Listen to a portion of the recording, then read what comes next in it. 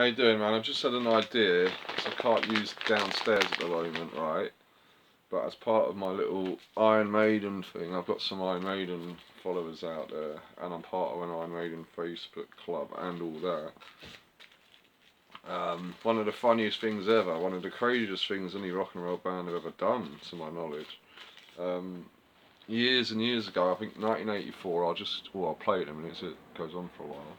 I might just do it in 2 parts, fuck's sake, can't shut up. But I've got to build it up, man. What I'll do is I'll give you the build up now, and I'll do the main thing in a minute. I need to make more room for it, I need to get the whole thing in. But yeah, what it is basically is they got a new drummer, and I think it was their second world tour with the new drummer, so he was still pretty new. And on this particular tour, he used to play a drum solo just to show off a bit, like, and give the rest of the band a fucking breather and shit.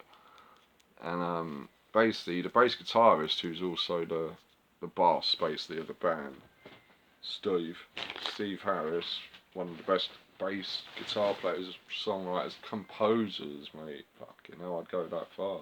Modern day fucking Beethoven.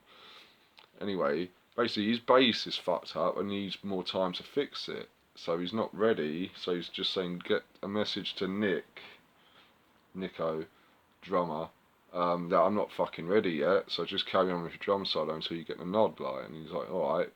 And Steve Harris made a bit of a fuck up by telling the wrong geezer to just tell some cunt to tell him. I don't give a fuck who, just some cunt, you know what I mean, literally.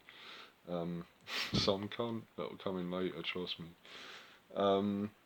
So yeah, basically what happened was this geezer who didn't know who the fuck was going on just tell Nico to. He was trying to talk to him while he was doing the drum solo, and he couldn't fucking hear a word he was saying. He was like, "Fuck off, mate! I'm in the middle of a fucking drum solo," and he got the right fucking camel over it.